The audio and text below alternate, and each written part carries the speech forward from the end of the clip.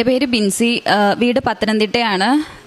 ഞാനാണെങ്കിൽ ഇവിടുത്തെ പറ്റി ഈ ഒരു മാതാവിനെ പറ്റിയും കാര്യങ്ങളൊക്കെ ഞാൻ ആദ്യമായിട്ട് ഞാൻ കേൾക്കുന്നത് തുറന്നു പറയുകയാണെന്നുണ്ടെങ്കിൽ ഫോണിൽ ആൾക്കാർ വീഡിയോ കളിയാക്കിയിട്ടിട്ടുണ്ട്. അപ്പം ഈ ഫോണിൽ ഞാനിത് ആദ്യമായിട്ട് കണ്ട് അപ്പം ഞാനും ഇത് കണ്ട് ചിരിക്കും. എന്നിട്ട് ഞാനിങ്ങനെ ആലോചിക്കും, എന്നാലും അങ്ങനെ വരുമോ? രണ്ട് മനസ്സായിട്ട് ഞാൻ നിൽക്കും. അത് കഴിഞ്ഞിട്ട് ഞാൻ താമസിച്ചുകൊണ്ടിരുന്നത് എറണാകുളത്ത് കാക്കനാട്. ഞാൻ ഇൻഫോ പാർക്കിലാണ് ജോലി ചെയ്തുകൊണ്ടിരുന്നത്. അപ്പോൾ അവിടെ വെച്ചിട്ട് ഞാനൊരു 5-6 കൊല്ലമായിട്ട് അവിടെ തന്നെ. അപ്പം ഞാൻ അവിടെ ഒരു PG താമസിക്കുന്ന ഒരു ആൻറ്റിയുടെ കൂടെ. ആ ഒരു PG എൻ്റെ റൂമിൽ വേറൊരു ചേച്ചി ഉണ്ടായിരുന്നു, ഒരു ആലപ്പുഴക്കാരി ഒരു ചേച്ചി ഉണ്ടായിരുന്നു. അപ്പോൾ ആ ചേച്ചി ഞാൻ ഒരു ദിവസം നോക്കുമ്പോൾ, ഞാൻ രാവിലെ ഡ്യൂട്ടിക്ക് പോയി വൈകിട്ട് വന്നപ്പോൾ ഈ ചേച്ചിയുടെ കയ്യിൽ ഇവിടുത്തെ ഉടമ്പടിയും ഇവിടുത്തെ പുസ്തകങ്ങളും കാര്യങ്ങളും ഒക്കെ ഇരിക്കുന്നു. അന്നേരം ഇപ്പോൾ ഞാൻ ചേച്ചിയോട് ചോദിച്ചു, ചേച്ചി ഇത് എന്നതാ? അപ്പോൾ ഞാൻ ഓടിപ്പോയി ഇത് എടുക്കാനായിട്ടാണ് ചെന്നത്. എടുക്കാൻ ചെന്നപ്പോൾ ചേച്ചി എന്നോട് പറഞ്ഞു, മോനെ അതിൽ നീ തൊടല്ലേ, അത് ഇങ്ങനെയാണ് സംഭവം. അപ്പോൾ ഞാൻ ചോദിച്ചു അതെന്നാ, എന്തോ സംഭവം എന്തുവാന്ന് ചോദിച്ചു. അപ്പോൾ ചേച്ചി എന്നോട് പറഞ്ഞു ഇങ്ങനെ ഒരു സ്ഥലമുണ്ട്. അപ്പോൾ ഞാൻ പറഞ്ഞു ഞാൻ ട്രോളി കാണാറുണ്ട്.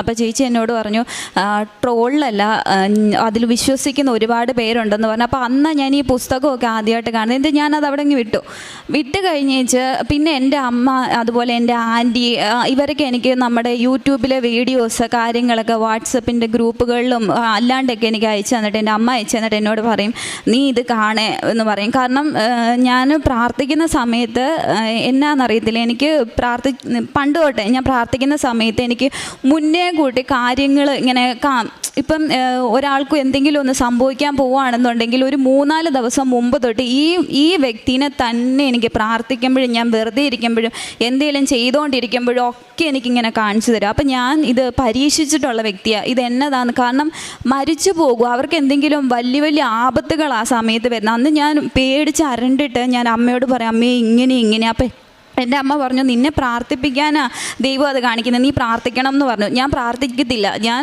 വീണ്ടും ദൈവത്തെ പരീക്ഷിച്ചു. ഇതെന്താ എനിക്ക് മാത്രം ഇങ്ങനെ, ദൈവമാണെന്ന് ഞാൻ വിശ്വസിക്കുന്നില്ല, ഞാൻ ഇത് പിശാചിൻ്റെ ഏതാണ്ട് കളിയാണെന്ന് പറഞ്ഞ് ഞാൻ ഇങ്ങനെ വെച്ചുകൊണ്ടിരുന്നു. അങ്ങനെ ഇരിക്കെ ഇതുപോലെ അമ്മ എനിക്ക് അയച്ചു തന്നേച്ച് എന്നോട് പറഞ്ഞു നീ ഇത് കാണേ, ഒരുപാട് അത്ഭുതങ്ങളുണ്ട്, ഒരുപാട് പേരുടെ അത്ഭുത സാക്ഷ്യങ്ങളുണ്ടെന്ന് പറഞ്ഞ് എൻ്റെ അമ്മ എനിക്കിത് അയച്ചു തന്നു. അയച്ചത് അപ്പം ഞാനിത് കാണാറുണ്ട്, വെറുതെ സമയം കിട്ടപ്പോൾ ചുമ്മാ കിടന്ന് കാണും വിടും, അത്രയേ ഉള്ളൂ. അങ്ങനെ ഇരിക്കെ ഒരു ദിവസം ഞാനിതുപോലെ ഞങ്ങൾക്ക് എറണാകുളത്തു നിന്ന് പോയി, എനിക്ക് വർക്ക് ഫ്രം ഹോം ആയിട്ട് ഞാൻ വീട്ടിലായ സമയത്ത് ഇതുപോലെ ഞാൻ പ്രാർത്ഥിച്ചുകൊണ്ടിരിക്കുമ്പോഴൊക്കെ ഇതെൻ്റെ അനിയനാണ്, സ്റ്റാലിൻ എൻ്റെ അനിയനാണ്. അപ്പം ഇവൻ അന്ന് ഇവിടെ ഇല്ല, ഇവൻ അബുദാബിയിലാണ്, അവൻ അബുദാബിയിൽ ഓയിൽ കമ്പനിയിൽ ജോലിയാണ്. അപ്പം ഇവൻ്റെ മുഖം എനിക്കിങ്ങനെ വരുന്ന സമയത്ത് ഞാൻ അമ്മയോടും പറയുന്നുണ്ട്, അമ്മേ എന്നതോ ഇവൻ്റെ കാര്യം ഇതുപോലെ വരുന്നുണ്ട്, കാര്യം എന്നാണെന്നറിയത്തില്ല. എന്നാൽ അത് കഴിഞ്ഞ് 2 ദിവസം കഴിഞ്ഞപ്പോൾ അമ്മ ഇതുപോലെ എന്നോട് പറഞ്ഞു, മപ്പിന്ന് എന്നെ വിളിക്കുന്നത്, മപ്പി ഇതുപോലെ ഉണ്ണിക്ക് വയ്യ, ഇവനെയും വീട്ടിൽ വിളിക്കുന്ന ഉണ്ണിക്ക് ഇതുപോലെ എന്നാണ്ട് വയ്യാന്ന്. അവിടെ എൻ്റെ കസിൻസൊക്കെ ഇവൻ്റെ കൂടെ, ഞങ്ങൾ കസിൻസ് എല്ലാവരും ഒരു കമ്പനിയിലായിട്ട് എല്ലാവരും അടുത്തടുത്ത് തന്നെയാണ്. അപ്പോൾ ഇതുപോലെ പറഞ്ഞു ഉണ്ണിക്ക് എന്നാണ്ട് പ്രശ്നമാണ്, വയ്യാന്നിങ്ങനെ പറയുന്നുണ്ട്, അവൻ്റെ കൈക്കും കാലിനും പ്രശ്നമാണെന്ന് പറഞ്ഞു. അപ്പം ഞാനാണെങ്കിൽ ഇവനെ വീഡിയോ കോൾ ചെയ്യുന്ന സമയത്തൊക്കെ ഇവന് പ്രശ്നമുണ്ടെന്ന് ഇവനറിയാം, പക്ഷേ ഇത് നമ്മളെ കാണിച്ചാൽ നമുക്ക് വിഷമാവുമെന്ന് വിചാരിച്ച് വീഡിയോ കോൾ ചെയ്യുമ്പോൾ ഇവനിങ്ങനെ ഫോൺ ചരിച്ച് വെക്കത്തേ ഉള്ളൂ, നേരെ വെക്കത്തില്ല. ഇവൻ നമ്മളോട് പറഞ്ഞില്ല. അപ്പോൾ എൻ്റെ അച്ചാച്ചൻ അവിടെ ചെന്നിട്ട് അച്ചാച്ചൻ ഇതുപോലെ പറഞ്ഞു പ്രശ്നമുണ്ട്, അവനിങ്ങനെ പ്രശ്നമുണ്ട്. അപ്പോൾ അമ്മ ഇതുപോലെ പറഞ്ഞു മോനെ എത്രയും പെട്ടെന്ന് ആശുപത്രി പോകാൻ ഇവനെ വിളിച്ചിട്ട് ഇവൻ ആശുപത്രി പോകത്തില്ല. അന്നേച്ച് അച്ചാച്ചൻ നിർബന്ധിച്ച് ഇവനെയും കൊണ്ട് ആശുപത്രി പോയപ്പോൾ അപ്പോൾ സ്കാൻ ചെയ്തു. അബുദാബിയിൽ വെച്ച് നമ്മൾ അറിയുന്നത് ഇവനാണെന്നുണ്ടെങ്കിൽ തലയ്ക്കകത്തിൽ ട്യൂമറാണെന്ന് പറഞ്ഞു. അവിടുത്തെ ഡോക്ടർ പറഞ്ഞു തലയ്ക്കകത്ത് ട്യൂമറാ, ഇപ്പം തന്നെ ഇത് ഓപ്പറേഷൻ ചെയ്യണമെന്ന് പറഞ്ഞു. അപ്പം അവിടെ ആരും നോക്കാനില്ല, എല്ലാവരും ഡ്യൂട്ടി ഉണ്ട്. അച്ചാച്ചന്മാരൊക്കെ ആണെങ്കിലും അവർക്ക് ഡ്യൂട്ടിക്ക് പോകേണ്ട കാര്യമുണ്ട്, ഇവനെ നോക്കാം എങ്കിൽ പോലും നമ്മൾ നോക്കുന്നതിൻ്റെ അത്രയും വരത്തില്ല. ഞങ്ങളെന്തോ ചെയ്തു, ഇത് കേട്ടപ്പം വല്ലാണ്ടായിപ്പോയി, എന്നാ ചെയ്യണമെന്ന് അറിയാൻ പാടില്ല. എന്നുവെച്ചാൽ ഞങ്ങൾക്കൊരു ധൈര്യം ഉണ്ടായിരുന്നു, നമ്മൾക്ക് ചികിത്സിക്കാമല്ലോ എന്നുള്ളൊരു രീതിക്ക് നമ്മൾ എന്ത് ചെയ്തു, ഇവനെ അവിടെ നിന്ന് എക്സിറ്റ് ചെയ്തിട്ട് ഇങ്ങോട്ട് കൊണ്ടുവരാനായിട്ട് ശ്രമിച്ചു. എക്സിറ്റ് ചെയ്യാനായിട്ടുള്ള പ്രൊസീജിയറിന് വേണ്ടിയിട്ട് നമ്മൾ ഒരാഴ്ചയോളം പിന്നെയും താമസിച്ചു. അപ്പോൾ ആ ഡോക്ടർ പറഞ്ഞു ഇത് താമസിക്കാൻ പാടില്ല എന്ന് പറഞ്ഞു. എന്നുവെച്ചാൽ ഞങ്ങൾ ഇവനെ ഒരാഴ്ചയ്ക്ക് ശേഷം ഇവനെ നാട്ടിൽ കൊണ്ടുവന്ന സമയത്ത് അതായത് ഇവൻ അസുഖമാകുന്ന സമയത്ത് അമ്മ ഇതുപോലെ വീട്ടിലാകെപ്പാടെ ഭയങ്കര വിഷമമാണ്, കാരണം എന്നെക്കാളും 5-6 വയസ്സിന് ഇളയ ദൈവം കുഞ്ഞാണ്. അപ്പം ഞങ്ങൾക്ക് ആകെ വിഷമമായിപ്പോയി, എന്നാ ചെയ്യുമെന്നും അറിയത്തില്ല. ചികിത്സിക്കാം, നമ്മളെ കൊണ്ട് ചികിത്സിക്കാം, പിന്നെ ദൈവം വിടുവിക്കണമല്ലോ. അപ്പം ഞാനിങ്ങനെ അതിനേക്ക് മുന്നോട്ട് എനിക്ക് മാതാവിൻ്റെ ഒരു സാന്നിധ്യം, ഞാനിങ്ങനെ രാത്രിയിൽ എൻ്റെ മുറിക്കകത്ത് ഞാൻ ഒറ്റയ്ക്ക് കൊന്ത ചൊല്ലുന്ന സമയത്ത് ഞാനിങ്ങനെ കേട്ടിട്ടുണ്ട്, മാതാവ് വരുമ്പോൾ മുല്ലപ്പൂവിൻ്റെ മണമാണെന്ന് ഞാൻ കേട്ടിട്ടുണ്ട്. അപ്പം ഞാനിങ്ങനെ കൊന്ത ചൊല്ലി ഇരിക്കുന്ന സമയത്ത് ഭയങ്കര മുല്ലപ്പൂവിൻ്റെ മണം, ഭയങ്കര മണം. അപ്പം ഞാനിതുപോലെ രാവിലെ എണീറ്റിട്ട് അമ്മയോടും ഒക്കെ ഞാനിതുപോലെ പറഞ്ഞു, ഇതുപോലെ അമ്മയെ ഞാൻ മാതാവ് വന്നെന്ന് തോന്നുന്നു, ഭയങ്കര മുല്ലപ്പൂവിൻ്റെ മണമായിരുന്നു എന്നൊക്കെ ഞാൻ പറഞ്ഞു. ഇവനെ എയർപോർട്ടിൽ നിന്ന് കൊണ്ടുവരാൻ പോകുന്നതിൻ്റെ 3 ദിവസം മുമ്പ്, അതായത് 6 മാസത്തേക്ക് മുന്നെയാണ് ഞാനിവിടെ വന്ന് ഉടമ്പടി എടുത്തത്. അപ്പോൾ 3 ദിവസം മുമ്പ് ഞങ്ങൾ പോയപ്പോൾ ഞാൻ കാണുന്നത്, ഇവിടുന്ന് പോയ എൻ്റെ അനിയനല്ല തിരിച്ചു വന്നിരിക്കുന്നത്. ഇവിടുന്ന് കൈക്കോ കാലിനോ കണ്ണിനോ ചെവിക്കോ ഒരു പ്രശ്നമില്ലാതെ ഒരു 21 വയസ്സുള്ള ഒരു കുഞ്ഞ് ഇവിടുന്ന് ദുബായി പോയതുപോലെയല്ല, അബുദാബി പോയതുപോലെയല്ല അവൻ തിരിച്ചു വരുന്നത്. ഞാൻ കാണുന്നത് എൻ്റെ അനിയൻ വന്നപ്പോൾ അവൻ്റെ ഈ ഒരു സൈഡ്, ഇങ്ങേ സൈഡ് കോടിപ്പോയി, മുഖം ഒരു സൈഡിലേക്ക് കോടിപ്പോയി. അവന് ഈ കണ്ണിന് കാഴ്ചയില്ല, ഈ ചെവി കേൾക്കത്തില്ല, ഇവന് ഈ കൈ അനക്കത്തില്ല, ഈ കാലനക്കത്തില്ല. അവൻ മുടന്തി വരുന്നത്. അപ്പം എയർപോർട്ടിൽ നിന്ന് ഇവൻ വരുന്ന കാഴ്ചയെന്ന് പറഞ്ഞു കഴിഞ്ഞാൽ നമുക്ക് സഹിക്കാൻ പറ്റത്തില്ല. ഞാനുണ്ട്, എൻ്റെ അപ്പനുണ്ട്, അമ്മയുണ്ട്.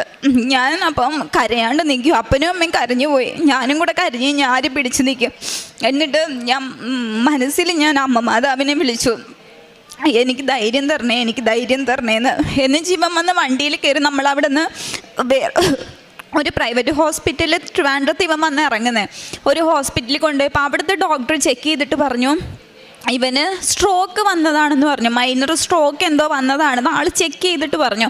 അപ്പോൾ എല്ലാവരും നമ്മളിവന് അസുഖമാണെന്ന് കസിൻസിനോട് എല്ലാവരോടും പറഞ്ഞപ്പോൾ എല്ലാവരും പറഞ്ഞു, തിരുവനന്തപുരത്ത് ശ്രീചിത്ര എന്നൊരു ഹോസ്പിറ്റലുണ്ട്, ന്യൂറോയ്ക്ക് ഏറ്റവും ബെസ്റ്റ് ഹോസ്പിറ്റലാന്ന് പറഞ്ഞു. അപ്പം അവിടെ റെഫറൻസ് ഉണ്ടെങ്കിലൊക്കെ ഏറ്റതുള്ളൂ എന്ന് പറഞ്ഞു. നമ്മൾ ഈ പ്രൈവറ്റ് ഹോസ്പിറ്റലിൽ പോയപ്പം ആ ഡോക്ടർ നോക്കിയിട്ട് പറഞ്ഞു ഇവന് സ്ട്രോക്ക് വന്നതാണെന്ന് പറഞ്ഞു. അപ്പം ഞങ്ങൾ പറഞ്ഞു, ഡോക്ടറെ ഞങ്ങൾക്ക് ആ ഒരു ഹോസ്പിറ്റലിലേക്ക് റെഫറൽ ചെയ്ത് തരാൻ പറഞ്ഞു. അപ്പോൾ രാവിലെ 5 മണിയായി. 5 മണി കഴിഞ്ഞു ഇവൻ വന്നപ്പം. എന്നുവെച്ച് ഡോക്ടർ റെഫറൽ തന്നേച്ച് ഞങ്ങൾ എന്ത് ചെയ്തു, ഇവനെയും കൊണ്ട് ശ്രീചിത്ര ഹോസ്പിറ്റലിൽ ചെന്ന സമയത്ത് ഡോക്ടേഴ്സ് ചെക്ക് ചെയ്തു. രാവിലെ പോകാൻ ഞങ്ങൾ പാതിരാത്രി 11:30 കഴിഞ്ഞു അവിടെ നിന്ന് ഇറങ്ങാൻ. ചെക്ക് ചെയ്ത് എടുത്ത് കഴിഞ്ഞപ്പോഴാണ് നമ്മൾ അറിയുന്നത്, ഞാനൊക്കെ എൻ്റെ ജീവിതത്തിൽ പോലും കേൾക്കാത്ത ഒരു അസുഖം, ക്യാവർണോമ എന്ന് പറഞ്ഞിട്ടൊരു അസുഖം. അതെന്താണെന്ന് ഞങ്ങൾക്ക് അറിയത്തില്ല. അപ്പം ഞങ്ങളിതുപോലെ ഡോക്ടറോട് ഞാൻ കയറിയിട്ട് ചോദിച്ചു, ഡോക്ടറെ ഇതെന്തുവാ സംഭവം, എന്താ ഇത്, എങ്ങനെയാണ് ഇതെന്ത് പറ്റി, ഇവൻ എങ്ങനെ ഇത് വന്നു, ഇതെന്തോ സംഭവം എന്നാന്ന് പറയാൻ പറഞ്ഞു. അപ്പോൾ ഡോക്ടർ എന്നോട് പറഞ്ഞു, മോളെ ഇത് കുഞ്ഞുങ്ങൾക്ക് ചെറുപ്പത്തിൽ വരുന്ന ഒരു അസുഖമാണ്, തലച്ചോറ് തൊട്ടിട്ട് തലയ്ക്കകത്തിൽ വരുന്ന ഒരു അസുഖമാണ്. അതായത് തലയ്ക്കകത്തിൽ നമ്മളുടെ ഈ കുമ്മിള പോലെ, അതായത് മുന്തിരി കൊലകൾ പോലെ ഇങ്ങനെ ബ്ലഡ് അല്ലെങ്കിൽ വെള്ളം ഇങ്ങനെ ക്ലോട്ട് ചെയ്യും ഞരമ്പിനകത്ത്. അപ്പോൾ ഇവനത് വന്നത് മെയിൻ സ്ഥലത്താണ്, നമ്മുടെ തലയ്ക്കകം തൊട്ട് കാല് വരെ പോകുന്ന ഒരു മെയിൻ ഞരമ്പുണ്ട്. ആ മെയിൻ ഞരമ്പിൻ്റെ സൈഡിൽ തലച്ചോറിനകത്താണ് ഇവനിത് വന്നേക്കുന്നത്. അപ്പം ഈ രോഗമുള്ള കുട്ടിക്ക് ഒരു 22 വയസ്സൊക്കെ ആകുമ്പോൾ, 21-22 വയസ്സാകുമ്പോഴേ ഇതിൻ്റെ സിംറ്റംസ് പുറത്ത് കാണിക്കത്തുള്ളൂ. അപ്പോൾ ഇവൻ ആ പ്രായമായപ്പം ഇവൻ്റെ സിംറ്റംസ് പുറത്ത് വന്നത്. എന്നുവെച്ചാൽ ഞാനാണെന്നുണ്ടെങ്കിൽ ഡോക്ടറോട് ഡോക്ടർ ഇത് എന്താ ചെയ്യും. അപ്പം ഇത് ഈ അസുഖം വരുന്നതെന്ന് പറഞ്ഞാൽ 1000-1-2 പേർക്കേ വരത്തുള്ളൂ ഈ അസുഖം. അപ്പം ഡോക്ടർ എന്നോട് പറഞ്ഞു, മോളെ ഒരു 6 ആഴ്ചത്തേക്ക് നമുക്ക് ടാബ്ലറ്റ് കഴിച്ചിട്ട് നോക്കാം, എന്നിട്ട് കുറവില്ലെങ്കിൽ നമുക്ക് ഓപ്പറേഷൻ ചെയ്യാമെന്ന് പറഞ്ഞു. ശരിയെന്ന് പറഞ്ഞു. എന്നിട്ട് ഞാൻ എന്ത് ചെയ്തു, അവന് മെഡിസിനൊക്കെ മേടിച്ച് വെച്ച് ഞങ്ങൾ വീട്ടിലോട്ട് പോന്നു കഴിഞ്ഞേച്ച് ഒരിടത്ത് മാത്രം റെഫറൽ വേണ്ട, വേറെ എവിടത്തേലും ഒന്നും കൂടെ കാണിക്കാമെന്ന് പറഞ്ഞിട്ട് ഞങ്ങൾ എന്ത് ചെയ്തു, വേറെ അറിയപ്പെടുന്ന ഒരു ഹോസ്പിറ്റൽ പത്തനംതിട്ടയിൽ നമ്മൾ കൊണ്ടുപോയപ്പോൾ അവിടുത്തെ ഡോക്ടർ ഇവൻ എൻ്റെ അടുത്തിരിക്കുക, അമ്മ അപ്പുറത്തിരിക്കുക. എൻ്റെ അമ്മയാണെങ്കിൽ ഹാർട്ട് പേഷ്യൻ്റ്, അപ്പോൾ ആൾക്ക് ഒരുപാട് വിഷമമൊന്നും പറ്റത്തില്ല. അമ്മ അപ്പുറത്തിരിക്കുക, അപ്പനാണെന്നുണ്ടെങ്കിൽ വെളിയിൽ നിൽക്കുക, ആൾക്കിതൊന്നും കേൾക്കാൻ വയ്യാത്തതുകൊണ്ട് ആൾ വെളിയിൽ നിൽക്കുക വിഷമിച്ച്. ഡോക്ടർ എൻ്റെ മുഖത്ത് നോക്കിയിട്ട് ഇവൻ ഇരിക്കെ എന്നോട് പറയാം, ഞങ്ങൾ ഓപ്പറേഷൻ ചെയ്യുന്നതിന് കുഴപ്പമൊന്നുമില്ല, പക്ഷേ ഈ വ്യക്തി ഇനി എണീക്കത്തില്ല, ഒന്നെങ്കിൽ കോമയിലായിപ്പോവും, അല്ലെങ്കിൽ ശരീരം മൊത്തം തളർന്നു പോകും, അല്ലെങ്കിൽ 1% പോലും ഞങ്ങൾക്ക് ചാൻസ് ഇല്ല ഇവൻ രക്ഷപ്പെടുമെന്ന്, ഒരു ചാൻസും ഇല്ല എന്ന് പറഞ്ഞു. അതായത് ഫാക്റ്റായിട്ടുള്ള കാര്യം ഡോക്ടർ നമ്മളോട് വെട്ടി തുറന്ന് പറഞ്ഞു എന്നുള്ളതാണ് സത്യം. എന്ന് വെച്ചാൽ എനിക്ക് ഇവനും കേട്ടുപോയി, ഇവനും വല്ലാണ്ടായിപ്പോയി, അമ്മയായിപ്പോൾ കൊണ്ടുപോയല്ലോ എന്നായിപ്പോയി. എന്ന് വെച്ചാൽ ഞാൻ പറഞ്ഞു ഇനി എങ്ങും കൊണ്ടുപോകണ്ട, കാരണം ന്യൂറോയിലെ ഏറ്റവും വലിയ ഹോസ്പിറ്റൽ അതെന്ന് വിചാരിച്ച് ഞങ്ങൾ 6 ആഴ്ച ഇവന് മരുന്ന് കൊടുത്തേച്ച് ഞാൻ ആ സമയത്ത് ഉടമ്പടി പ്രാർത്ഥന ചൊല്ലുന്നുണ്ട്, കാര്യങ്ങളൊക്കെ ചെയ്യുന്നുണ്ട്, എല്ലാം ചെയ്യുന്നുണ്ട്. പക്ഷേ ഡേ ബൈ ഡേ ഇവൻ നടക്കുന്നതും ഇവന് ശ്രദ്ധയില്ല, ഇവന് ഓർമ്മയില്ല, ഒന്നുമില്ല. അപ്പോൾ ഡേ ബൈ ഡേ ഇവൻ്റെ കണ്ടീഷൻ വേഴ്സ്റ്റ് ആയിക്കൊണ്ടിരിക്കുക. അപ്പം ഞാനിങ്ങനെ ആലോചിക്കുക, എൻ്റെ മാതാവേ, ഇനി എൻ്റെ ഭാഗത്തുള്ള എന്തെങ്കിലും തെറ്റുകൊണ്ടാണോ, ഞാൻ ഇനി ഇതെടുക്കാൻ യോഗ്യയില്ലാത്തതുകൊണ്ടാണോ എൻ്റെ അനിയനെ ഇങ്ങനെ ഒരു സ്റ്റേജിലേക്ക് കൊണ്ടുവന്നത്? അപ്പം ഞാനിങ്ങനെ ഉള്ളിൽ പ്രാർത്ഥിക്കുന്നുണ്ട്, ഞാൻ എന്തെങ്കിലും തെറ്റ് അറിഞ്ഞോ അറിയാതെയോ ഒക്കെ ചെയ്തു പോയിട്ടുണ്ടെങ്കിൽ എന്നോട് ക്ഷമിക്കണേ എന്ന് പറഞ്ഞ് പ്രാർത്ഥിക്കുന്നുണ്ട്. എന്നിട്ടൊന്നും ഇവന് ശരിയാകുന്നില്ല. അന്ന് വെച്ചാൽ ഒരു ദിവസം ഇവൻ ഞങ്ങളുടെ വീടിൻ്റെ സ്റ്റെപ്പേന്ന് ഉരുണ്ടടിച്ച് താഴെ പോയി. ഇവനോട് ഡോക്ടർ പറഞ്ഞിട്ടുണ്ട് ഞങ്ങൾ ആരും ഇല്ലാണ്ട് പോവരുതെന്ന് പറഞ്ഞിട്ടുണ്ട്, എങ്ങോട്ടും പോവരുതെന്ന്. ഞാൻ ഉറക്കത്തിൽ നിന്ന് എണീറ്റ് ഇവൻ്റെ റൂമിൽ ചെന്ന് അപ്പം ഞാൻ നോക്കിയപ്പോൾ ഇവൻ കിടന്നുറങ്ങുക. എന്നുവെച്ചാൽ ഞാൻ അപ്പുറത്തെ റൂമിലോട്ട് പോയ വഴിക്ക് ഇവൻ എങ്ങനെ എണീറ്റ് പോയി എന്ന് ദൈവം തമ്പുരാനെ അറിയുള്ളൂ. ഇവൻ എണീറ്റ് സൈഡിൽ പോയി നിന്ന് ആ സ്റ്റെപ്പിൻ്റെ മുകളിൽ നിന്ന് എനിക്കൊന്ന് ഒരു 10-12 സ്റ്റെപ്പ് ഉണ്ട്, അതിൻ്റെ മുകളിൽ നിന്ന് ഇവൻ ഉരുണ്ടടിച്ച് താഴെ പോയി. ഇവൻ്റെ തലയുടെ ബാക്ക് സൈഡ് ഇത്രയും ഭാഗം പൊട്ടി, അവൻ്റെ ആ ക്യാവർനോമ ഇരിക്കുന്ന സ്ഥലം തന്നെ പൊട്ടി. എന്നിട്ട് ഞങ്ങൾ എന്ത് ചെയ്തു, ഇവനെ എടുത്ത് അടുത്തുള്ളൊരു ക്ലിനിക്കിൽ കൊണ്ടുപോയി കഴിഞ്ഞപ്പം ഡോക്ടറോട് ഇതുപോലെ കാര്യം വന്നപ്പോൾ ഡോക്ടർ പറഞ്ഞു, സ്റ്റിച്ച് ഇട്ട് തരാം, നിങ്ങൾ എത്രയും പെട്ടെന്ന് ഈ കുട്ടീനെ നിങ്ങൾ കാണിക്കുന്ന അവിടെ എത്തിച്ചോളാൻ പറഞ്ഞു. ഞങ്ങൾ എന്ത് ചെയ്തു, ഇവനെ കൊണ്ടുവന്നിട്ട് ആ വഴിക്ക് വന്ന് വീട്ടിലോട്ട് കയറി ആ വഴിക്ക് പോകുന്ന വഴിക്കെല്ലാം ഞാൻ മാതാവിനോട് നമ്മുടെ പ്രാർത്ഥന ചൊല്ലിക്കൊണ്ടിരിക്കുക, ജപമാല ചൊല്ലിക്കൊണ്ടിരിക്കുക. എന്നാ ചെയ്യണമെന്നൊരു പിടുത്തമില്ലല്ലോ. അവിടെ ചെന്ന് ഡോക്ടറെ കണ്ട സമയത്ത് ഡോക്ടർ പറഞ്ഞു, ഈ ആളുടെ ബ്രെയിനിൽ ഫ്ലൂയിഡ് ലീക്കായി പോയിട്ടുണ്ട്, അപ്പം തന്നെ ഒരു മൈനർ സർജറി ചെയ്യണമെന്ന് പറഞ്ഞു. എന്നുവെച്ചാൽ ഇവന് ഇങ്ങേ സൈഡിൽ ഇവൻ്റെ ഇവിടെ പാടുണ്ട്, ഇവിടെ മൈനർ സർജറി ചെയ്തു. മൈനർ സർജറി ചെയ്തപ്പോഴത്തേക്കിന് ആളെ ഞാൻ നോക്കിയപ്പോൾ കുഴപ്പമില്ല. അപ്പോൾ എനിക്ക് പിന്നെ ഒരു വിശ്വാസം, അയ്യോ മാതാവ് സഹായിച്ചല്ലോ എന്നുള്ളൊരു വിശ്വാസമായി. അത് കഴിഞ്ഞ് 2ാമത്തെ ദിവസമായപ്പോൾ വീണ്ടും ഇവൻ്റെ കണ്ടീഷൻ വേഴ്സ്റ്റ് ആവാനായിട്ട് തുടങ്ങി. വേഴ്സ്റ്റായിട്ട് ഞാൻ മുമ്പേ പറഞ്ഞതുപോലെ പ്രാർത്ഥിക്കുമ്പോൾ എനിക്കിങ്ങനെ കാണാൻ പറ്റുന്നുണ്ട്. അപ്പം ഞാനിങ്ങനെ പ്രാർത്ഥിക്കുമ്പോഴൊക്കെ ഞാൻ ഈ കാണുന്നത്, ഞാനൊന്ന് വർക്കിംഗ് ആണ്, വർക്ക് ഫ്രം ഹോമാണ്, ഡ്യൂട്ടി എടുക്കണം, ഡ്യൂട്ടിയിലാണ്. അപ്പനും അമ്മയോട് ഞങ്ങൾ തിരുവനന്തപുരത്ത് പോയിട്ട് തിരുവനന്തപുരത്ത് ഒരു വീടെടുത്ത് ഞങ്ങൾ താമസം തുടങ്ങി. ഇവനെ അത്രയും ദിവസം എടുക്കുമെന്ന് ഡോക്ടേഴ്സ് പറഞ്ഞപ്പോൾ എന്നിട്ട് ഞാനിങ്ങനെ കാണുന്നത് ഇവനാണെന്നുണ്ടെങ്കിൽ ഇങ്ങനെ കട്ടിൽ. എന്നിട്ട് ഒരുപാട് ഇവൻ്റെ പ്രായത്തിലുള്ള മക്കളിങ്ങനെ മരിക്കുക, ആക്സിഡൻറ്റിൽ മരിക്കുക, എവിടെ തിരിഞ്ഞാലും ഇങ്ങനെ മരിച്ച് കിടക്കുന്നത് പോലത്തെ ഒരു ഇതാണ് കാണുന്നത്. അന്നേരം ഇപ്പം എനിക്ക് ഉള്ളിൽ ഭയമായി, കർത്താവേ ഞാൻ അറിയാണ്ട് നിന്നെ പരീക്ഷിച്ചു പോയിട്ടുണ്ട്, ഇക്കാര്യത്തിൽ എന്നെ പരീക്ഷിക്കല്ലേ എന്ന് ഞാൻ ഉള്ളിൽ പ്രാർത്ഥിച്ചിട്ട് ഒക്കെ ഫോൺ എടുത്താലും ആൾക്കാർ വിളിക്കുന്നതും പറയുന്നതും ഒക്കെ ഈ മക്കൾ മരിച്ചു, ആക്സിഡൻറ്റിൽ മരിച്ചു, അതിൽ മരിച്ചു, ഇതിൽ മരിച്ചു. എന്നിട്ട് എൻ്റെ അപ്പൻ്റെ അനിയൻ്റെ ഭാര്യയുണ്ട്, ആൻറ്റി ഇവിടെ ഇരിപ്പുണ്ട്. അപ്പോൾ ആൻറ്റി ഇതുപോലെ ആൻറ്റി എന്നോട് പറയാം, ആൻറ്റിയുടെ മോളുണ്ട്, ചെറിയ കൊച്ച, ഇവരൊക്കെ രാവിലെ തൊട്ട് തന്നെത്താൻ ഇങ്ങനെ കണ്ണിക്കൂടെ വെള്ളം പോയിക്കൊണ്ടിരിക്കുക. ആൻറ്റി എന്നോട് പറയും ഭയങ്കര വിഷമം എന്നോത്തിനാണെന്നറിയത്തില്ല, ഭയങ്കര വിഷമം, എന്നിട്ട് കരഞ്ഞുകൊണ്ടിരിക്കുക.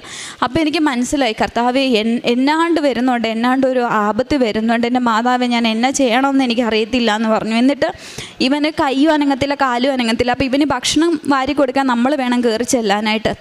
അപ്പം ഞങ്ങൾ ഓരോ സമയത്ത് രാവിലെ അമ്മ പോയാൽ ഉച്ചയ്ക്ക് ഞാൻ പോകും, വൈകുന്നേരം ആകുമ്പോൾ അപ്പൻ പോകും. അപ്പോൾ അന്ന് എനിക്ക് ഒരുപാട് ഡ്യൂട്ടി ഉള്ളതുകൊണ്ട് എനിക്ക് അന്നത്തെ ദിവസം ഇവൻ്റെ അടുത്ത് പോകാൻ പറ്റിയില്ല.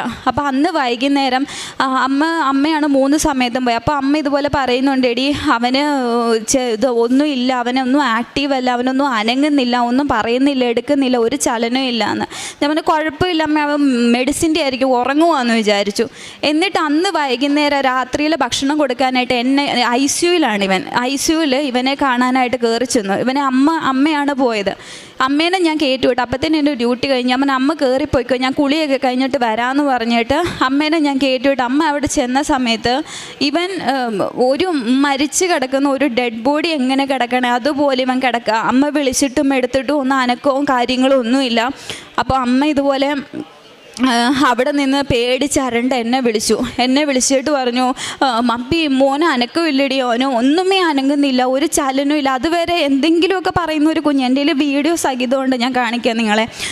ഒരു അനക്കവും ഇല്ല, ചലനവും ഇല്ല. എന്നിട്ട് ഇവൻ്റെ നഖത്തിൻ്റെ ഈ സൈഡിൽ ഇതെല്ലാം നോക്കി. എന്നിട്ട് ഒരു നേഴ്സ് ചേച്ചി വന്നേച്ച് ഇവൻ്റെ കണ്ണിങ്ങനെ പൊളിച്ച് നോക്കിയെന്ന് പറഞ്ഞു. ഒരു ഡോക്ടർ ഇങ്ങനെ കണ്ണ് പൊളിച്ച് നോക്കിയേച്ച് കണ്ണ് അതേപോലെ അവർ അടച്ചു വെച്ചിട്ട് അമ്മയോട് പറഞ്ഞു, അമ്മ ഇറങ്ങിക്കോ എന്ന് പറഞ്ഞു. അമ്മ ഇറങ്ങി ഇറങ്ങിക്കോ, എന്നിട്ട് വേറെ ആരെങ്കിലും വിളിക്കാൻ പറഞ്ഞു. കാരണം അമ്മയ്ക്ക് സങ്കടം. ഞാൻ ഓൾറെഡി ഡോക്ടേഴ്സിൻ്റെ അടുത്ത്, കാരണം ഇത്രയും ദിവസമായപ്പോൾ നമ്മൾ കൂട്ടായിട്ട് ഞാൻ ഡോക്ടറോട് പറഞ്ഞിട്ടുണ്ട് അമ്മയോട് പറയല്ല അമ്മയ്ക്ക് ഹാർട്ടിന് പ്രശ്നമുണ്ടെന്ന്. എന്ന് വെച്ചാൽ അമ്മ ഇറങ്ങിയിട്ട് എന്നെ വിളിക്കുന്നത്. ഞാൻ കയറി ചെല്ലുന്ന സമയത്ത് ഞാൻ കാണുന്നത് ICUവിനകത്തു നിന്ന് എൻ്റെ അനിയനെ ഒരു വെള്ള പുതപ്പിച്ചിട്ട് അവൻ്റെ മുഖം കൂടെയുള്ള കവർ ചെയ്യാനായിട്ട് ഇവിടം വരെ വെള്ള പുതപ്പിച്ച് ഇവൻ്റെ ഡോക്ടേഴ്സ്. ഞാൻ ഇതിൽ നിന്ന് ലിഫ്റ്റിൽ നിന്ന് ഇറങ്ങി കാണുന്നത് ഇവനെ ആ കിടക്കുന്ന സാധനത്തിൽ വെള്ള പുതപ്പിച്ച് പുറത്തോട്ട് കൊണ്ടുവന്ന രൂപവും ഞാൻ കാണുന്നത്. എന്ന് വെച്ചാൽ ഞാനാണെന്നുണ്ടെങ്കിൽ അടുത്ത് ചെന്നപ്പോൾ ഡോക്ടേഴ്സൊക്കെ മാറി നിൽക്കുക. കാരണം കഴിഞ്ഞു എന്നുള്ള രീതിക്ക് ഡോക്ടേഴ്സൊക്കെ മാറി നിൽക്കുക. എന്നിട്ട് ഞാൻ അടുത്ത് ചെന്നിട്ട് ഇവനെ വിളിച്ചു, ഉണ്ണീന്ന് വിളിച്ചു.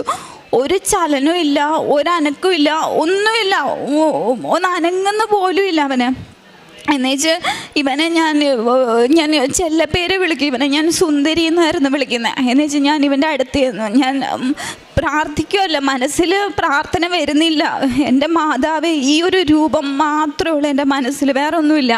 എന്നിട്ട് ഞാൻ ചെന്ന് തോളയിൽ ഇവനിങ്ങനെ കിടക്കുക. ഞാൻ തോളയിൽ ഇങ്ങനെ പിടിച്ചിട്ട് ഞാൻ ചെവിയുടെ അടുത്ത് ചെന്നിട്ട് പറഞ്ഞു, എടി സുന്ദരി ഒന്ന് കണ്ണ് തുറക്കടി എന്ന് പറഞ്ഞു. ഇത്രയും ഞാൻ പറഞ്ഞുള്ളൂ. ഞാൻ പറയുകയും ഇവൻ്റെ കൺപീലി അനങ്ങി, കൺപീലി വെട്ടി ഇവൻ്റെ. ഇതാ സൈഡിൽ നിന്ന് ഡോക്ടർ കണ്ടു. ഡോക്ടർ ഓടി വന്നേച്ച് പറഞ്ഞു, വിളിക്ക് ഇനിയും വിളിക്കെന്ന് പറഞ്ഞു. ഞാൻ ചെന്നിട്ട് വിളിച്ചു ഇവനെ. പിന്നെ ഞാൻ ആ പേര് വിളിക്കുമ്പോഴത്തേന് ഇങ്ങനെ മൂളെന്ന് പറയാൻ പറ്റില്ല, അടുത്ത് നമ്മൾ നിന്നാൽ മാത്രമേ കേൾക്കത്തുള്ളൂ. ഇവൻ മൂളി. അപ്പം തന്നെ ഇവനെയും കൊണ്ട് നേരെ ഞാൻ കാണുന്നതെന്ന് പറഞ്ഞു കഴിഞ്ഞാൽ സിനിമയിലൊക്കെ ഞാൻ കണ്ടിട്ടുള്ളൂ. ഈ ജീവൻ പിടിച്ച് നിൽക്കാനായിട്ട് ഒരു സാധനം വെച്ച് ഇങ്ങനെ തേച്ച് നെഞ്ചത്തൂന്ന് ഇങ്ങനെ വലിച്ചെടുക്കുക ഇവൻ ഒന്ന് അനങ്ങാൻ വേണ്ടിയിട്ട്. എന്നിട്ട് ഇവനെയും കൊണ്ട് നേരെ അവർ വെൻറ്റിലേറ്ററിലേക്ക് പോയ സമയത്ത് ഞാൻ ഡോക്ടറോട് ചോദിച്ചു, ഡോക്ടറെ എന്താ പറ്റിയെന്ന് ചോദിച്ചു. പറഞ്ഞു. അപ്പോൾ ഡോക്ടർ ഒന്നും പറഞ്ഞില്ല, കുഴപ്പമൊന്നുമില്ല, പോയ ആളാണ്. ഡോക്ടർ എന്നോട് ഇങ്ങനെ പറഞ്ഞ്, പോയ ആളാണ്, ആളെ ദൈവം തിരിച്ചു തന്നു എന്ന് നിങ്ങൾ വിചാരിച്ചാൽ മതി എന്ന് പറഞ്ഞു. എന്നിട്ട് കുറേ നേരം ഞാൻ അവിടെ ഇരുന്ന് കഴിഞ്ഞപ്പോൾ ഞാൻ ഈ സംഭവമൊന്നും ഞാൻ അമ്മയോടും അച്ഛനോടും പറഞ്ഞില്ല. എന്നിട്ട് ഞാൻ എന്നിട്ട് അവിടെ NICUവിൽ കൊണ്ടുപോയി ഇവനെ. ICUന്ന് നേരെ NICUവിൽ കൊണ്ടുപോയിട്ട് എൻ്റെ അടുത്ത് ഡോക്ടർ വന്നിട്ട് പറഞ്ഞു, മോള് പൊയ്ക്കോളൂ, ഇനി പൊയ്ക്കോളൂ, എന്തെങ്കിലും ആവശ്യമുണ്ടെങ്കിൽ ഞങ്ങൾ വിളിച്ചോളാമെന്ന് പറഞ്ഞു. ഞാൻ ഇറങ്ങി താഴെ വന്നു. എനിക്കെൻ്റെ അമ്മയോട് പറയാൻ പറ്റത്തില്ല, എൻ്റെ അമ്മ ഹാർട്ട് പേഷ്യൻ്റാണ്, എനിക്കൊന്നും പറയാൻ പറ്റത്തില്ല. അപ്പനോട് പറയാൻ പറ്റത്തില്ല, ആൾക്ക് സഹനശേഷിയില്ല, ആൾ വീണു പോകും. ഞാൻ എൻ്റെ മനസ്സിൽ മുറുകി പിടിച്ചു. ഞാൻ എൻ്റെ മാതാവിനോട് ഞാൻ പറഞ്ഞു, എനിക്ക് എന്നെ സഹായിക്കണം, ഇത് മാത്രമേ പ്രാർത്ഥനയെന്ന് പറയാൻ പറ്റത്തില്ല, എന്നെ സഹായിക്കണമെന്ന് മാത്രം ഞാൻ മാതാവിനോട് മനസ്സിലിങ്ങനെ പറഞ്ഞതിന് ശേഷം ഞാൻ ഇറങ്ങിപ്പോയി. അന്നത്തെ ദിവസം ഉറക്കമില്ല. പിറ്റേ ദിവസം രാവിലെ ഞാൻ എണീറ്റിട്ട് നേരെ ഞാൻ കയറി പോകുന്നത് NICU ചെന്നപ്പം ഇവൻ്റെ ഡോക്ടേഴ്സൊക്കെ ഉണ്ട്. ഇവനെ നോക്കിയത് 12-13 പേരുടെ ഒരു ടീമാണ് നോക്കുന്നത് ഇവനെ. എന്നിട്ട് ഞാൻ അതിലൊരു മെയിൻ ഡോക്ടർ ഒരാളുണ്ട്, ഒന്നല്ല ഹെഡ് ഒരാളുണ്ട്, അതിൻ്റെ തൊട്ട് താഴെയുള്ളൊരു ഡോക്ടറുണ്ട്. ആ ഡോക്ടറോട് ഞാൻ ചോദിച്ചു, ഡോക്ടറെ ഇനി എന്താ ചെയ്യുന്നത്, അടുത്ത് എന്താ ചെയ്യാൻ പറ്റണേ? അപ്പോൾ ഡോക്ടർ എന്നോട് പറഞ്ഞു, മോളെ ഒന്നും ഞങ്ങൾക്ക് ചെയ്യാൻ പറ്റത്തില്ല.